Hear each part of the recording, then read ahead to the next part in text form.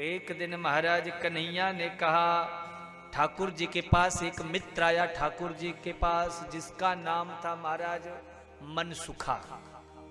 कन्हैया ने कहा, सबसे पूछा तुम्हारा क्या नाम? एक ने कहा मधुमंगल, एक ने कहा श्रीदामा, तुम्हारा? बोले मनसुखा। बोले मनसुखा? बोले भैया नाम तो तेरो मनसुखा है, पर तू दिखे एक उंगली के बराबर पतलो दुबरो। काय चीज को तो कुछ सुख है? तेरे घर में दूध दही माखन कछु ना होवे का? बोले भैया दूध दही माखन तो होवे, पर मैया सब ले जाके मथुरा में बेचा। तो जितने भी कंस के पहलवान है सब दूध दही माखन खा गए। कन्हैया बोले सुनो, आज से हम सब चोरी करेंगे। आने कही भैया तय हमारी बदनामी करवाएगो का? चोरी करेंगे तो आगे चल के हमारो ब्याह ना होगा, शादी ब्याह सब बंद। अरे भैया हम पैसा रुपए चुरावे की बात थोड़ो कर रहे हैं। तो बोले हम तो माखन की चोरी करेंगे। अब माखन की चीज ये तो खाई की चीज हो भैया, आपको थोड़ी चोरी कही जाए। अच्छा भैया ठीक है, तो कैसे की जाए चोरी? भाई कोई प्रैक्टिस तो है नहीं। बोले देखो सही कह रहे हैं, चोरी करने के पहले थोड़ा प्रैक्टिस कर लेना चाहिए। पहले चोरी के हम प्रैक्टिस करेंगे और फिर जो सफल हो जाएगा चोरी में, वही इन सभी चोरों का सरदार बनेगा। जो महाराज वैसा ही भाई मंडली बन गई है, अब मंडली में वैसे उसको पोस्ट दिया जाएगा, भाई तुम चोरी बढ़िया करो, तुम्हें कोषाध्यक्ष बनाएंगे, तुम्हें उपाध्यक्ष बनाएंगे, तुम्हें अध्यक्ष बनाएंगे, वैसे ही बनेंगे। ठीक है, तो पहली चोरी कहां करें? बोले पहली चोरी घर में करो। घर में जब सफल हो जाएंगे तब पड़ोसी का नंबर लगेगा। अब महाराज ठाकुर जी आज रात्रि को मैया के पास लेते हैं। मैया की आदत थी कन्हैया को पास में लिटाती थी। तो कन्हैया ने सोचा मैया के पास लेटूंगो तो चोरी कैसे करूंगो? तो बोले मैया मुक्कू तेरे पास नींद ना आवे। मैया बोले चोलाला। बोले मैया देख मैं कितनो दुबलो पतलो छोटो सो नेक सु। अब मैया तय सोवे तो तेरो बड़े बड़े मोटे मोटे हाथ, और जब तू करवट लेके मेरे छाती के ऊपर हाथ धर देवे मैया तो मैं सांस ना ले सकूं मैया, मेरी धड़कन तेज है जाए मैया। मैया बोली लाला ऐसो दिक्कत है? हाँ लाला तू जा वहां कमरे में सो। कन्हैया ने कहा हाँ बढ़िया व्यवस्था हो गई। अब महाराज रात्रि के जब 12 बज गए, चोरों का दिन रात के 12 बजे के बाद शुरू होता है। चोरों का जो दिन होता है वो 12 बजे के बाद शुरू होता है। 12 बज गए, कन्हैया ने देखा मैया सोई गई होगी। अब धीरे से महाराज गए, जहां दूध दही माखन की मटकी ढेर सारी धरी थी वही में से एक मटकी उठाई, लेकिन गड़बड़ है। अब मटकी ढूंढने के चक्कर में कौन सी मटकी में माखन धरो है महाराज, एक आध दो मटकी हाथ से छिटक करके और नीचे जमीन पे गिर गई। और जैसी जमीन पे गिरी कि मटकी फूट गई, माखन बिखर गया। कन्हैया ने कहा ओ सब सत्यानाश, पहली चोरी में गड़बड़ी है। बोले अब क्या करो? बोले अब भेद खुल जाएगा, मैया आएगी तो गड़बड़ है जाएगा।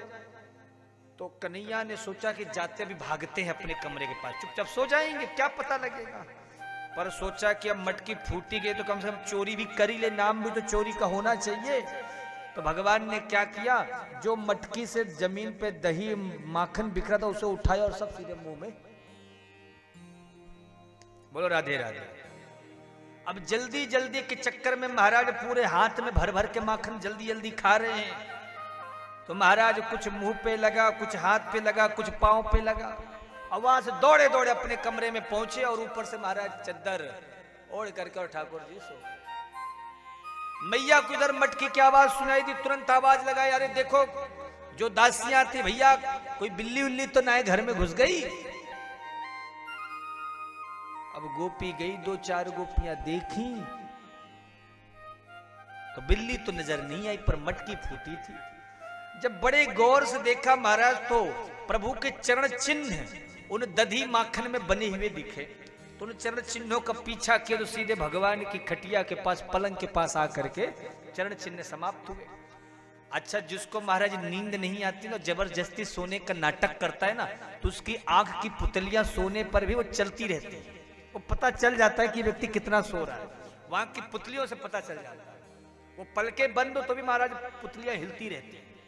तो अब प्रभु को महाराज भय तो है ही कि कहीं पकड़े गए तो गोपियां समझ गए, बोले मैया इधर आ, तेरे घर में बिल्ली नहीं बिलौटा आ गई हो।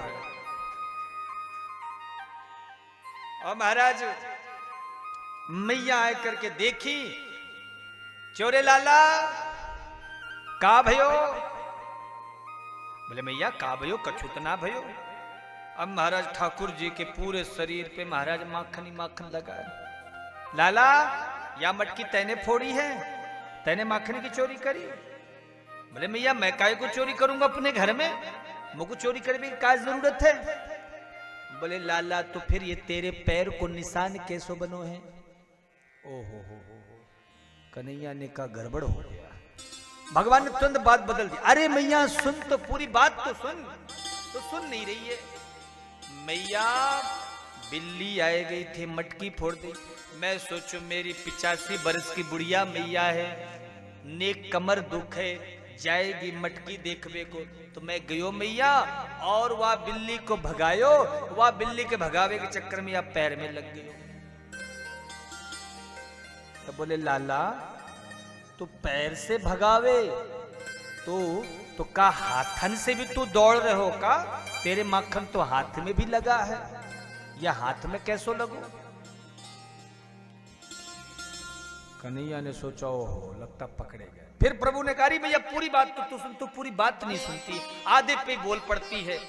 मैया जब मैं बिल्ली को भगाए रहो तो वही समय मैंने माखन देखो, तो मैंने सोचो माखन बिखरो है, क्यों ना मैया परेशान हुई कि मैं खुदे मटकी में भर दूं, तो या हाथ से मैं माखन भर भर के मटकी में धरो।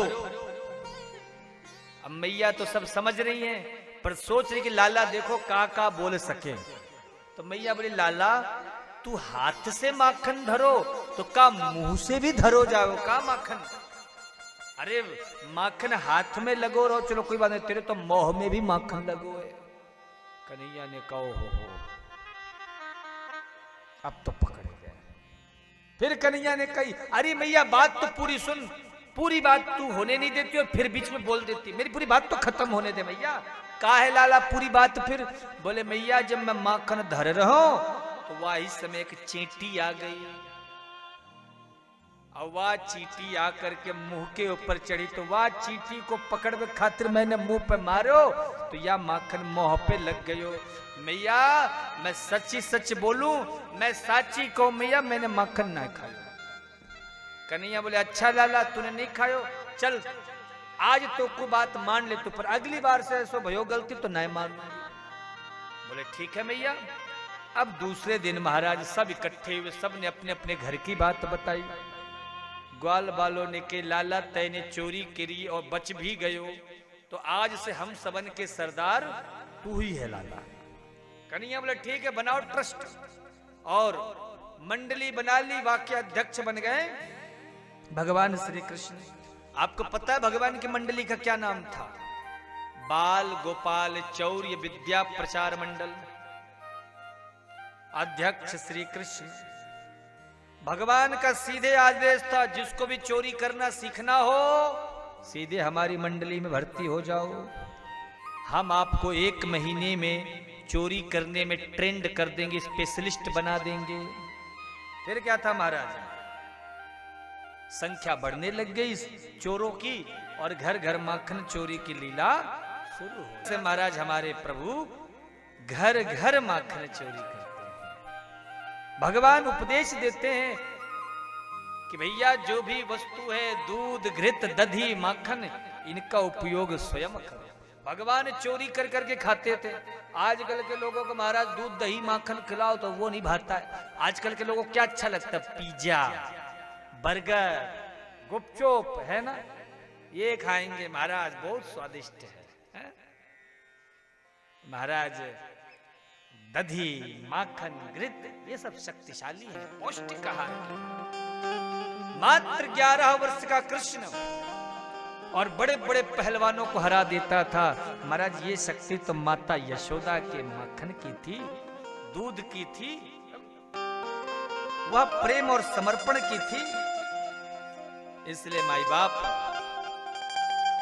गौ सेवा तो करो ही, शुद्ध गाय का दूध, घृत, दधी ये सब चलाओ, ये सब खाओ पियो। ये जो सब बाहरी चीजें आ रही है ना, ये बीच में मैगी चला था, फिर बंद हो गया था, फिर चालू हो गया, ये सब चीजें महाराज स्वास्थ्य को बर्बाद करती है। यह केवल क्षणिक इस जिह्वा के सुख के लिए हम ग्रहण करते हैं, लेकिन इसका आगे परिणाम बड़ा भयंकर होता है। इसलिए सात्विक चीजें खाना चाहिए, शुद्ध चीजें। गोपियां निस्दिन महाराज प्रभु का चिंतन करती हैं, आहा, भगवान का नित्य चिंतन करती। कभी सोचते सरकार हमारे यहाँ चोरी करने आएंगे, कभी सोचते आज ठाकुर जी हमारे यहाँ आएंगे। और जिस पर महाराज भगवान की विशेष कृपा होती, ठाकुर जी उसी के घर जाके माखन चोरी करते, सबके घर नहीं जाते थे सरकार।